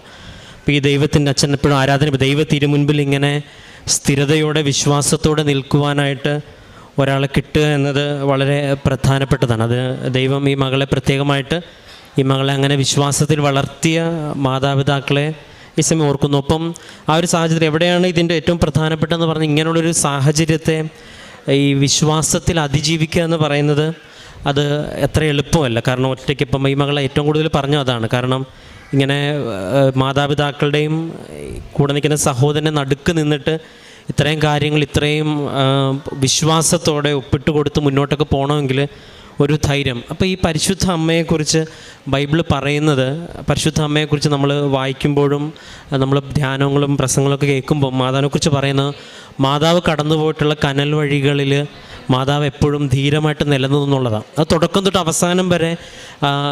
അവസാനം വരെയും മാതാവിനെക്കുറിച്ച് പറയുന്ന സാഹചര്യങ്ങളെല്ലാം ഭയങ്കര ക്രിട്ടിക്കലായിട്ടുള്ള സാഹചര്യങ്ങളാണ്. അത് ഉണ്ണീശോയുടെ കാര്യം തൊട്ട് തുടങ്ങി ഒരു ഹൃദയത്തിലൊരു വാൾ കിടക്കുമെന്ന് പറയുന്നത്, അവസാനം കർത്താവിൻ്റെ കുരിശു മരണം വരെയും ആരുമില്ലാതെ ഒറ്റയ്ക്കൊരു തീരുമാനമെടുത്ത് ആരോടും ഒന്നും പറയാതെ ഹൃദയത്തിൽ സംഗ്രഹിച്ച മാതാവ്. അപ്പോൾ ഈ ഒരു ശക്തി ഉടമ്പടിയിൽ ഒരാൾക്ക് ലഭിക്കുന്നുണ്ടെങ്കിൽ അതിൻ്റെ അർത്ഥം തന്നെ പരിശുദ്ധ അമ്മ ഈ ഒരു വിഷയത്തിൽ ശക്തമായിട്ട് കൂടെ ഉണ്ടെന്നുള്ളത്. രണ്ടാമത്തത്, അതങ്ങനെ വായിച്ചെടുക്കുന്നതിന് പകരം ഈ മകൾ തന്നെ പറയുന്നുണ്ട്, പലപ്പോഴായിട്ട് മാതാവിൻ്റെ ഒരു സാന്നിധ്യം അനുഭവിക്കാനായിട്ട് സാധിച്ചു എന്നും ഈശോയുടെ സാന്നിധ്യം അനുഭവിക്കാനായിട്ട് സാധിച്ചു എന്നും ഉള്ളതും, പിന്നീട് ഉടമ്പടിയിലെ വസ്തുക്കൾ, അത് കാശുരൂപമാണെങ്കിൽ എന്ത് തന്നെയാണെങ്കിലും അത് മാതാവ് ഉപയോഗിക്കുവാനായിട്ട് എനിക്ക് അവനിലേക്ക് എത്തിപ്പം നമുക്ക് ഈ വിശ്വാസത്തെ കൈമാറാനായിട്ട് ഒരു വസ്തു കയ്യിലുണ്ടായിരിക്കുക എന്ന് പറയുന്നത് അത് വളരെ പ്രധാനം. ഇപ്പോൾ ഒരുപാട് വലിയ സാക്ഷ്യങ്ങളിലൊക്കെയും, കാരണം നമ്മൾ ഈ പ്രാർത്ഥിക്കാമെന്ന് പറയുന്നതിനോടൊപ്പം നമ്മൾ വിശ്വാസത്തോടെ ഒരാൾക്ക് എന്തെങ്കിലും കൈമാറുമ്പം ആ വിശ്വാസത്തിന് ഒരു ശക്തി ഉണ്ടെന്ന് ആ വ്യക്തി വിശ്വസിക്കുവാനായിട്ട് ദൈവം ആ വസ്തുവിനെ ഉപയോഗിക്കും എന്നുള്ളത് ബൈബിളിൻ്റെ ശാസ്ത്രത്തിൽ വ്യക്തമാണ്. ഇപ്പോൾ മോശയുടെ കയ്യിൽ വടി കൊടുക്കുന്ന കർത്താവിനെ കുറിച്ച് നമ്മൾ പറയുമ്പോൾ വടിയില്ലാതെ കാര്യം നടക്കുക. അപ്പം ദൈവം ഒരു വിശ്വാസത്തിലൊരു മനുഷ്യനെന്ന നിലയിൽ ടാൻജിബിളായിട്ട് എന്തെങ്കിലും നമ്മുടെ കരങ്ങളിലുള്ളതും അത് വിശ്വാസി പ്രഖ്യാപിക്കുമ്പോൾ അത് ദൈവാനുഭവമായിട്ട് മാറുന്നതും ബൈബിളിൻ്റെ പശ്ചാത്തലത്തിലുള്ള വലിയൊരു സത്യമാണ്. ഉടമ്പടിയിൽ അത് വളരെ വ്യക്തമാണ്. അത് പരിശുദ്ധമ്മ പലയിടങ്ങളിലായിട്ട് കാശുരൂപവും വെന്തിങ്ങായിട്ടൊക്കെ മാതാവ് പലർക്കും ഈ ധൈര്യം കൊടുക്കുന്നുണ്ട്. ഉടമ്പടിയിൽ ഇപ്പം മകൾ പറയുന്നുണ്ട്, അപ്പം ഏറ്റവും അവസാനം അപ്പച്ചൻ്റെ കാര്യം വരെ വന്ന് നിൽക്കുമ്പം ഒരു ദൈവാനുഭവം ഒരു കുടുംബത്തിലുണ്ടാകുമ്പോൾ ദൈവത്തിനോട് കൂടുതൽ കൃതജ്ഞതയുള്ളവരായിരിക്കണം എന്നുള്ളൊരു ബോധ്യത്തിൽ ഈ മകൾ സമർപ്പിച്ച് നിയോഗം നടക്കണു. അപ്പം ഇത്രയും വലിയൊരു അനുഭവം ഉണ്ടായ ഒരു വ്യക്തിക്ക് തൻ്റെ വിവാഹമെന്ന അതും അതിനേക്കാൾ വലിയൊരു, അപ്പം ഒരു പക്ഷേ ഇങ്ങനെയുള്ള ക്രിട്ടിക്കൽ മൊമെൻറ്റിലൊക്കെ എല്ലാം ഹൃദയത്തിൽ സംഗ്രഹിച്ച് പ്രാർത്ഥിച്ച പരിശുദ്ധ അമ്മയുടെ ഒരു ശക്തി ഒരു പക്ഷേ ഉടമ്പടി എടുത്ത് എല്ലാവർക്കും ലഭിക്കുന്നുണ്ട്. പ്രത്യേകിച്ച് ഈ മകൾക്ക് ഇങ്ങനൊരു സാഹചര്യത്തിലൂടെ കടന്നു പോകാനായിട്ട് ദൈവം അനുവദിച്ചു. ഒരു പക്ഷേ ഈ ഒരു ബലം അത് ദൈവത്തിൻ്റെ ഒരു സാന്നിധ്യത്തിൻ്റെ ബലമാണ്.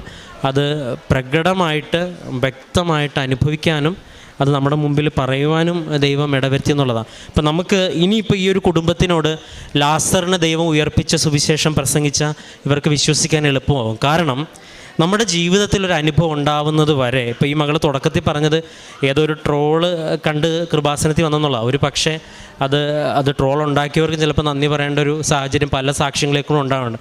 അപ്പോൾ ഒരു പക്ഷേ ഒരു പരിഹാസത്തിൽ നിന്ന് ആരംഭിച്ച് ഇപ്പോൾ കർത്താവിനെ കുറിച്ചും പറയണ തന്നെ, കർത്താവിനെ അവസാനം കുരിശുമരണത്തെ കുരിശ് കിടന്നിട്ട് പോലും പരിഹസിച്ചു എന്നുള്ളതാണ്. കർത്താവിനെക്കുറിച്ച് പറയണത് അത്ഭുതം നടത്താൻ പോയപ്പോൾ അവിടെ കൂടെ ഇപ്പോൾ പരിഹാസം ഈ സുവിശേഷത്തിൻ്റെ ഭാഗം തന്നെയാണെന്നുള്ളത് ഏറ്റവും പ്രധാനപ്പെട്ടതാണ്.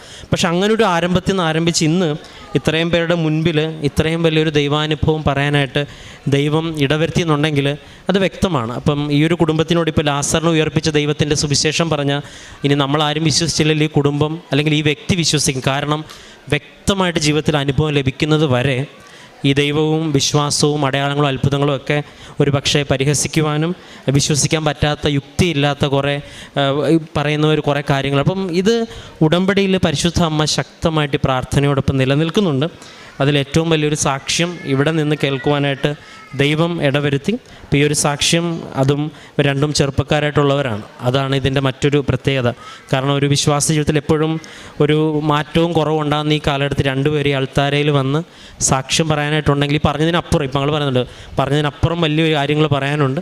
എങ്കിൽ ഈ സാക്ഷ്യത്തെ പ്രതിയും ദൈവം മരണത്തിനും ഉത്ഥാനത്തിനും മുകളിലുള്ള നാഥനാണെന്ന് ഈ ലോകത്തിന് മുമ്പ് വിളിച്ചു പറയുവാനായിട്ട് നൽകിയ ഈ സാക്ഷ്യത്തിനും പ്രതിയും ഒപ്പം ദൈവം കടത്തിവിട്ട എല്ലാ അനുഭവങ്ങളെ പ്രതിയും നമുക്ക് നിറഞ്ഞ കരങ്ങളടിച്ച് ദൈവത്തിൻ്റെ നാമം മഹത്വപ്പെടുത്താം.